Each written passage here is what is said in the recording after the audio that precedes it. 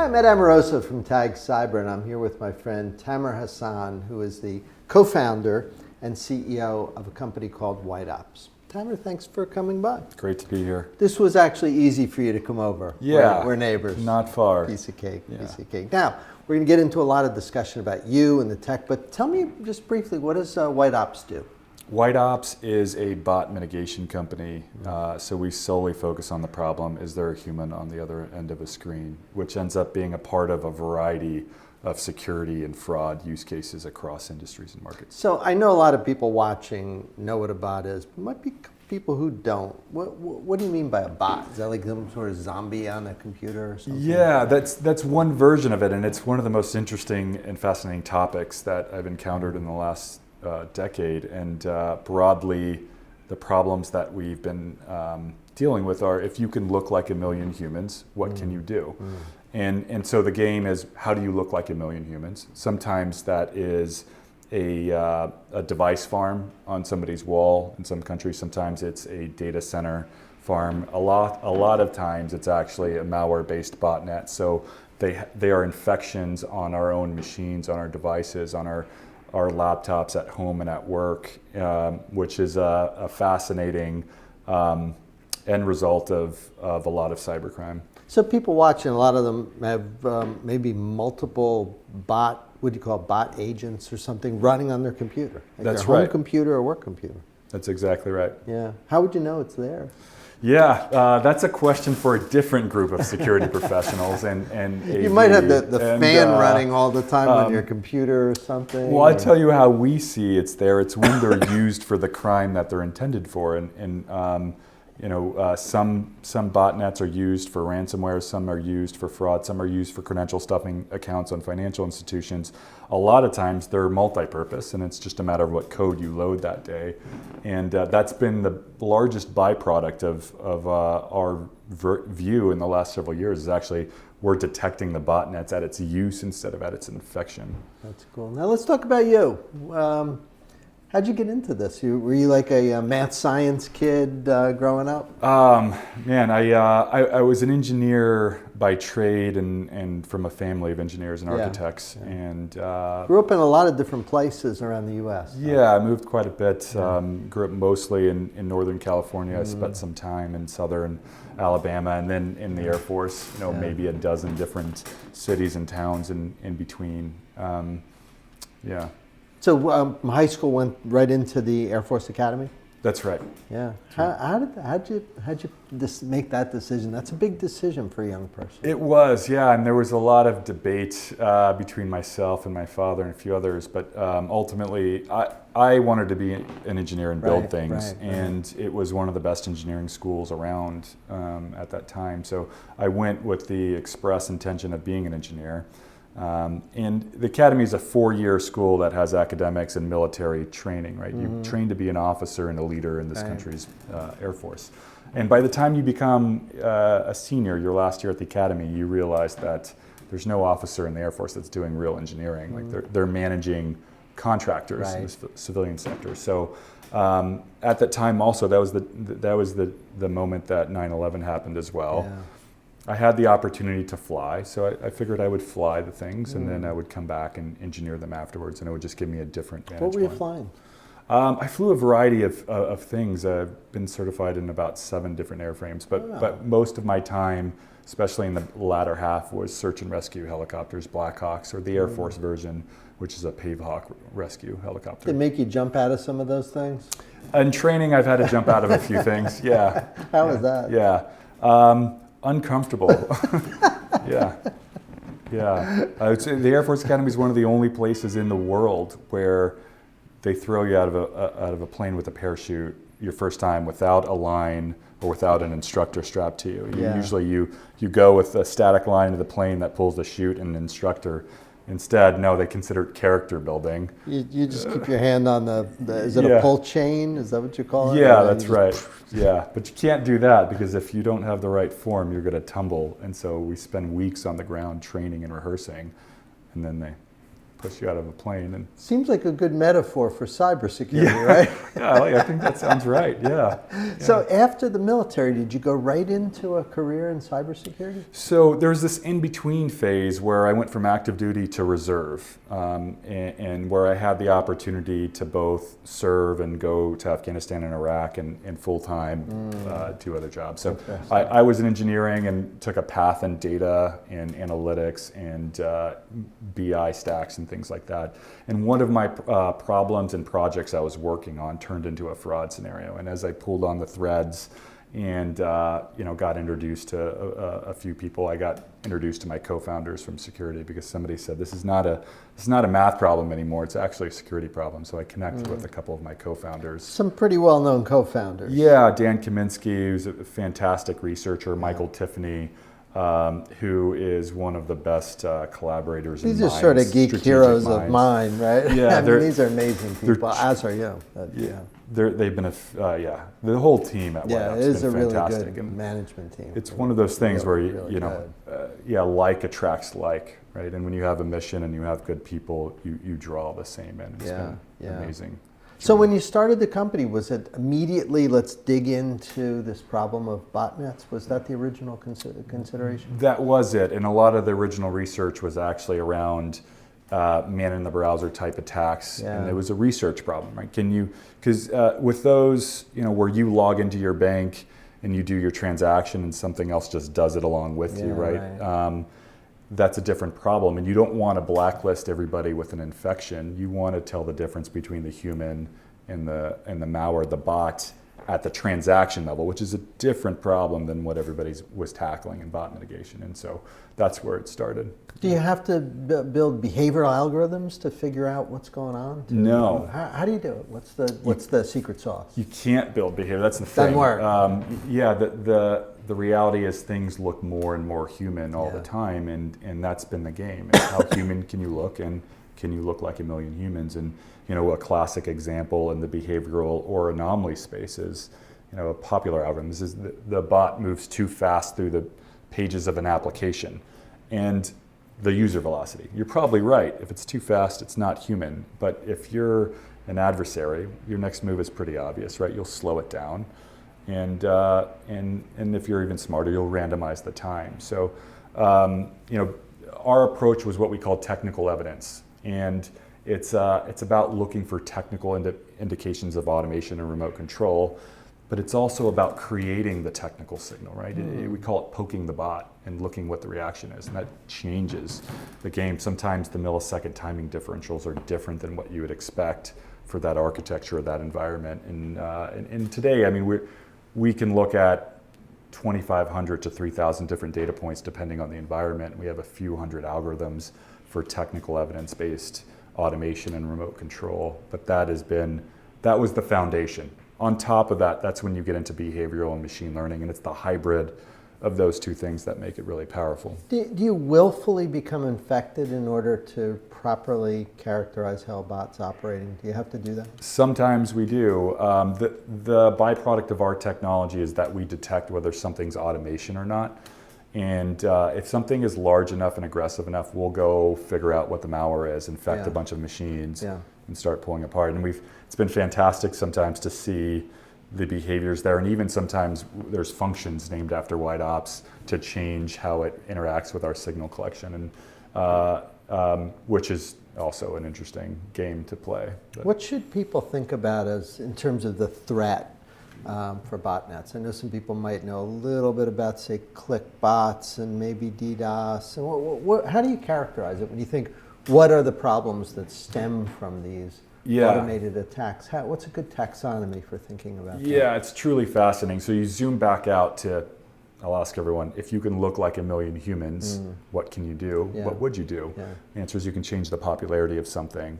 You can change the inventory. You can change the dynamics of a marketplace or an application. So the things that we see are everything from advertising fraud, which is $300 billion spent for us to interact with content online, all the way to credential stuffing and account takeover attacks to get inside of a bank account and do fraud. There's a variety of things in the middle, everything from scraping of sensitive data to what we consider inventory fraud, reservation attacks, in online travel and inventory fraud in retail, where things are purchased and resold on aftermarkets, or oftentimes in the ticketing space. You can think of the concert space. It's an interesting incentive model where buying up all the tickets is one thing, or actually reserving them all and selling them in a secondary market is a problem. The same thing applies in travel and airline and hotels. So it's truly one of those problems where it's really about a bunch of humans, and it applies to a variety of industries and problems. Did the digital advertising companies have some sort of perverse inverse incentive here with this problem? Because it does drive up the bill. Yeah, How do they jockey that problem? So they obviously don't want to be living in a cesspool of botnets. That's not right. But right. if it doubles the revenue, I don't know what the statistics are. Conceivable, it could double revenue, maybe. I don't know. Yeah, but, we've seen that. What do they do? How do they react to this? You get to see who's really who in that space, and broadly speaking, it's become an important issue and an issue of differentiation on quality. In the end, if you're not reaching human eyeballs, then you're not getting some return, and that becomes obvious at some layer. But you're paying a big ad bill, and the salesmen are playing cards in the showroom, and you're wondering, what am I paying this bill for? Nobody's actually seeing it. Yeah, it's a terrible problem. It is, and it's a fascinating one. And 8 years ago, it was different. Now it's much more talked about and accepted, and you see companies that think it's actually a moral obligation to clean it up, and also a competitive one. But you're right in that, if $1 billion is spent by an advertiser, 8/10 of that may go to everybody in the middle, and then 2/10 go to the fraudster. So for the fraudster's take, everybody gets paid, right? But largely speaking, there's some amazing companies in that space that have taken a strong stance on this and believe deeply in it. The other byproduct that I don't think a lot of people talk about or realize is that this is a funding mechanism for malware, for innovation and spreading malware. It's one of the highest gaps between profit and risk to do with a malware-based botnet. We can do a denial of service attack. There's an America's Most Wanted list for a denial of service attack. Fraud in digital advertising and media, it's recurring revenue for cybercrime. That goes right back into malware, and development goes right back into infecting new users because it's worth it. So there's a lot of interesting dynamics there. For people who may not understand just how important you and your company are here, I'm going to tell a little story. So I'm at Newark Airport with my wife, and I buy my stack of magazines for the flight, and I buy Fast Company, and I open it up, and I sort of scream, take a picture, and texted you and said, dude, you're famous. Tell that story. You won, I don't know if it's winning, but you were kind of recognized in a way on Fast Company that's pretty unique. Why don't you tell us about that? Yeah, it's been an amazing experience, and so every year Fast Company does the most creative people in business. Yeah. And there's amazing, not in cyber, but in business, yeah, right? And there's amazing people, right? And the guy who found water on Mars was on there. Women who have done amazing things in technology and in business. They're just a whole spectrum of amazing people. They always have, and they reached out to us and let us know that I was going to be on the list, which was amazing to me because I've been reading Fast Company for years. I used to. In my tours to Afghanistan and Iraq, I would take a stack of Fastco and Wired magazines and just read them over and over again. And I always knew I was going to get back to technology, and I always, said to myself, I'm going to have a company one day that gets mentioned in Fastco, and what the end product was. And they didn't tell us where on the list anyone was going to be. So we figured we're going to be on the bottom of the list somewhere. It would be great to get to the middle, but it's amazing. It's amazing just that we'll be there. And the day it came out, my phone explodes, and we're number one. We're number one on the list. It was, and it was surreal. It was surreal, but it was all for this large effort for a botnet takedown that we led called Eve, and it was one of those things that was truly a team effort inside White Ops, and then also a whole bunch of other companies and partners. Well, you got to tell us that story because I know it leads to some people literally sitting in jail now. Yeah. How did the thing start, and What was the interaction with law enforcement through that whole engagement? Yeah, it was unique and fascinating. Today we protect about 1 trillion events a week that we're analyzing whether it's bot or not. Well, what's an event? Any kind of transaction. So it could be a page load, it could be an application interaction, any kind of interaction. Got it. And sometime next year we'll get to a trillion events a day just based on our existing ramp. But we see a lot of things and a lot of different types of bots and botnets. And when something gets big enough or starts to pique our interest, we'll start to pull the threads. And this was one of those. We saw it when it was really small. And we saw it get a little bit bigger and then make some big jumps. And then we saw it become very adaptive, somewhat aggressive, to the point where eventually, during the course of this, it got to over 12 billion events a day, interactions a day it was doing. And what was it doing? It was interacting with web pages, with advertisements, essentially stealing ad dollars, fraud. Fraud, yeah. Flat out fraud. Generating significant amount of monetary value in fraud. And so, when something becomes big enough, we start to take interest and pull on the threads. We have a threat intelligence team, amazing team that starts to really dig in. And we'll start to reverse engineer the malware and look at the indicators and start to collaborate with the broader security community and our customers. And so we started to pull in some of our partners and folks that we work with. I reached out to the folks at Google that we collaborate with quite a bit, and we started to put together a strategy. White Ops was supporting another law enforcement case at the time, another bot that we had discovered a while back, and when it got aggressive enough, I reached out to law enforcement and said, hey, you should look at this. What happened in the private sector was fascinating. It started to pull together partners, and there's always this discussion on what to do next. You just expose it, that probably stops it.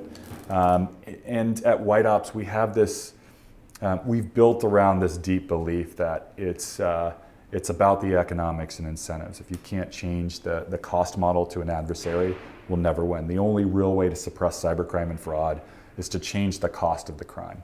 And sometimes that's law enforcement, sometimes that's technology. There's a variety of ways to do it. And so there's this debate that forms of, we got to release it now and let the world know. It's good attention, but it also ends the fraud. But we know how that plays out over and over again. We see it all the time in the security community, right? They'll go underground, all the evidence is destroyed, and they'll retool and come back. And it's a short-term thing. You're not playing the long game. You're not actually addressing the problem. So it's actually a really tough thing to do with a bunch of companies. But we started to pull together this amazing group of companies. It ended up being 30 companies in ad tech and security, ISPs, the whole 9 yards, to collaborate and support uncovering what's on the other side of this and let the FBI do their job to bring consequences. And the result of that was 8 indictments of Russian cyber criminals. 3 of them have been extradited, and they're in Brooklyn right now behind bars awaiting trial. 2 of them pled guilty last month. And the whole thing, from the time we sent the lead to the FBI to the time folks were in jail was less than 24 months, and that's unheard of. A case like this should take 5 to 7+ years, but because of that collaboration, because of the scale of data and the technical data that we were able to support the investigation with, because of a lot of factors, it ended up being 12 months, which is historic. It was the largest private sector collaboration with FBI cyber in history that I know of, and I talk to a lot of people inside of DOJ when I get the opportunity to try and find other examples. As a company, did you need to engage legal counsel either internally or externally? Because you're probably in the middle of that. Yeah. We're thinking, whoa, because legal considerations are enormous. Absolutely. For that. What did you do? Yeah. Do you have a good counsel, or did you have to hire some lawyers? Yeah, both internally and externally. Yeah. We did this, and with our customers. And we would never, I think getting the FBI involved is a good thing to do when it warrants it. It's not for every case, and it's certainly not the case if your customers don't want to. So we went to our customer base and said, hey, do you want to be a part of this? Do you want to support this? And they did. And we got some level of trust, which with the team and FBI Cyber that was working on this, that they were going to respect the private sector collaboration on this and not take advantage of it unnecessarily. So there was a lot of dynamics that I think made it different. Traditionally, I think it's hard to collaborate with law enforcement for a variety of risk-based reasons, but if we really actually want to win and change the game, getting that collaboration right is a huge part of it. I've had a lifetime personally in that space. And one thing people may not realize that I know you were probably thinking about is that when you do engage with law enforcement, then you can basically kiss your best people goodbye for X number of weeks or months. Right. And there's no revenue there. Right. Like if you're in business and you start engaging with law enforcement, which you should do, it's hard because it's not like those are billable hours or anything, and you're not working on behalf of clients. You're doing something that's the right thing to do, but it takes a lot of guts. I'm sure you guys are a successful company, but it does take a little bit of guts to say, hey, we're going to go spend 2 years on something that's going to make zero money. There was a lot of effort and man hours, but in the end, it goes back to it proved the thesis, right? What can you really do if you can actually start to tip the balance? Exciting story. Hey, when you think about the future, what comes to mind? Oh man, a lot of things. I think there's some exciting changes and problems to work on. The idea of collective protection against fraud and abuse is a real one. And collective meaning a lot of different companies and organizations, right? Working together, collaboration, and that's a variety. There's a variety of layers there, from sharing intel to collaborating to building a platform of shared knowledge to the customer base, right? The most powerful thing that came out of Eve and even a variety of other operations was all of our customers in the same room, a handful of them, because they have a bunch of business indicators that are interesting and relevant, and they start to work together, right? And so, one thing, there's a lot of transition in AppSec right now, and one thing we can be certain of is that there's an adversary. They're oftentimes better funded, and we should just assume they're smarter, right? We all know that defense is a really hard place to be. And I think historically we haven't been playing to win. And there is a way to play to win, right? And it comes back to, can you address the cost and consequence? Can you change the incentive model? Can you leverage collective protection, right? And can you crowdsource the cost, right? There's no reason every company should be paying the R&D cost to fight an active adversary, right? There should be some level of shared knowledge and collaboration, and all that's important. In the military, in the Air Force, in all branches of the military, you would never play to lose, right? That's not an option. I think in security, it saddens me sometimes that some companies are not truly playing to win. Not everybody. There's some amazing companies that really are.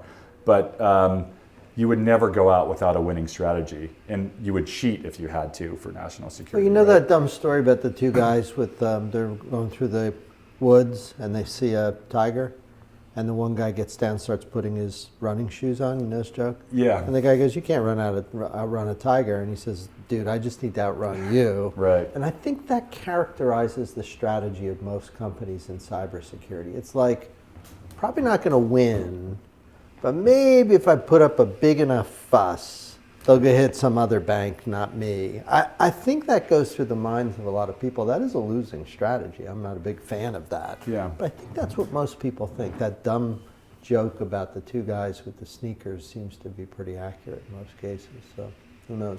Hey, you an AI guy? Do you think artificial intelligence is important, or where does it fit? Yeah, I mean, AI is incredibly important. It's going to be incredibly powerful, but it's certainly not the answer. Yeah. It'll like anything, it's a tool and a very powerful one, and it's democratic. It can be used by good guys and bad guys, and so I think it'll be an important part of the future, a critical part, but we should also understand that it will be that case for the other side as well. Yeah. And you see that, botnets present a really good example of that, we think that AI and behavioral analysis will be the winning ticket, but we have to remember that somebody else is running code on 1 million humans, and they have access to sometimes a better data set than the good guys, should they choose to use it. So I think it'll certainly play a role, but we should remember that the thing that wins is going to be the strategy, not the tool. You've developed into quite the CEO. Look at you, you're doing an amazing job there. You started as the CTO. That's right, yeah. Now CEO, enjoying the job and enjoying running the company and everything. It's been quite a change, and not one that I expected or anticipated. I felt, and at the time, in the first 7 years of White Ops, I was the CTO. I ran engineering and detection research and product, and I felt I had the best CTO job in tech. Right, we had a great mission, a really good team, good tech, and a pretty significant budget I could spend on winning the mission. Detection efficacy is everything to the company, and so I think there's very few times as a CTO you have all of that, and so I was quite happy. But there was an opportunity to step into the CEO role, and the board of directors of the company felt that at this phase with bots and bot mitigation becoming a problem across markets and industries, that there had to be a product and technology-led strategy. And so I did, and I've been surprised by some things and not so surprised by other things. But I truly I believe in the mission, and I'm excited about the future regardless of the role. Well, Fast Company this year, maybe you'll be Time Magazine Man of the Year next year. I certainly hope not. I would totally take a picture of that and text it to you. But it's been wonderful chatting with you. I could listen to you all day, and really appreciate you stopping by. It's always great to catch up. You bet. Well, thanks for coming by. Thank you, Ed. And we'll see you next time.